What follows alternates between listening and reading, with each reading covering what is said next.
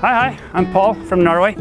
Today I am in Bergen, and here are my 6 suggestions to what you can do if you have a full day in Bergen. Bergen has a really good art scene. You see a lot of cool street art when you walk around. Then you have the Tusen museums, which has art from different time periods, including a big collection of Edvard Munch. There's also a lot of great contemporary art in Bergen. Bergen Kunsthall is one of the main arenas for contemporary art in Norway, hosting exhibitions from international artists, and there's always something interesting to see. Also, with a ticket to the Kunsthall, you get a discount on your entrance to the Tusen Museum, just next door. The Tusen Museum is spread out among 4 different buildings. I really like the number 3, with a large collection of the painter Edvard Munch. But you also find some real Norwegian classics here from the National Romantic era. A great place for a rainy day. One of my favorite streets in Bergen is Skostredet, the Shoemaker street. And this is just a very cool street, just a couple of blocks behind the fish market.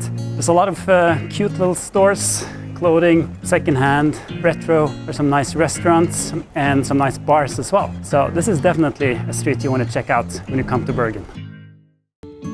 The Bryggen in Bergen is on the UNESCO World Heritage List. And this was once the main seat for the powerful trade organization called the Hanseatic League.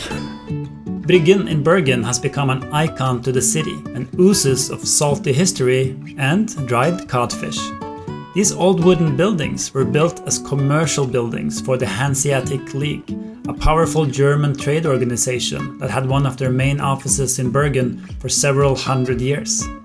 Today there is still trade here, but dried codfish has been replaced by cute little shops selling souvenirs, crafts, and Norwegian sweaters.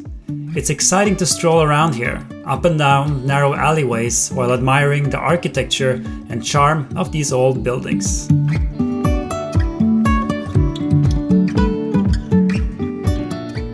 In Norway, there's not a lot of good museums from the medieval ages, but here in Bergen they have one, and that is the Bryggen Museum. Throughout the centuries, Bergen has been hit by numerous fires, the most recent one in 1955.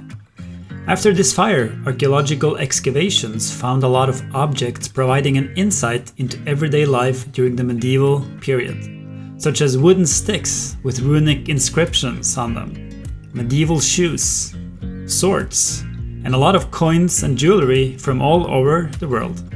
The Bryggen Museum is an excellent museum for learning about the past of Bergen.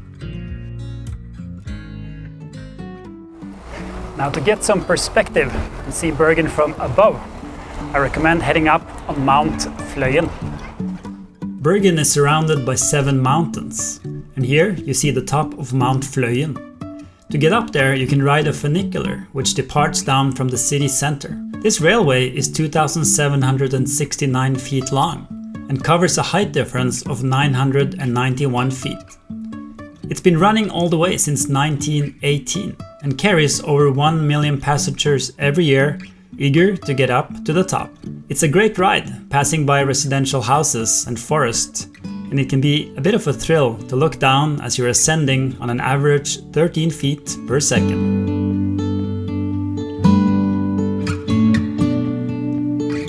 Once up on the top, you get a great view of the city and Vågen, the bay. Possibly, it's the best place in town for a selfie. Now, there are 2 ways to get down again. Either you can take the funicular down, or you can walk down through the forest, which is actually a very enjoyable walk. The hiking trail leading down is about 3 kilometers, 1.8 miles. It's well marked, but basically all you have to do is follow the locals. The trail takes you through a lush forest and you have nice views of the city. As you get further down the hillside, you walk by the many wooden houses, and after about 30 minutes from the top, you're back to where you started. Bergen has a strong connection to the sea, and the result is some really amazing seafood. Scallops, lobsters, oysters, shrimp, cod, and delicious king crab. You'll find it all here, fresh from the sea. And I can't think of a better way to end your Bergen adventure than having a big plate of it down by the harbor. So as you can see, there's a lot you can do in one day in Bergen. I hope you enjoyed this episode. If you have any questions about Bergen, feel free to post a comment below. Stay tuned for more videos from Norway, and until next time, take care and ha det bra!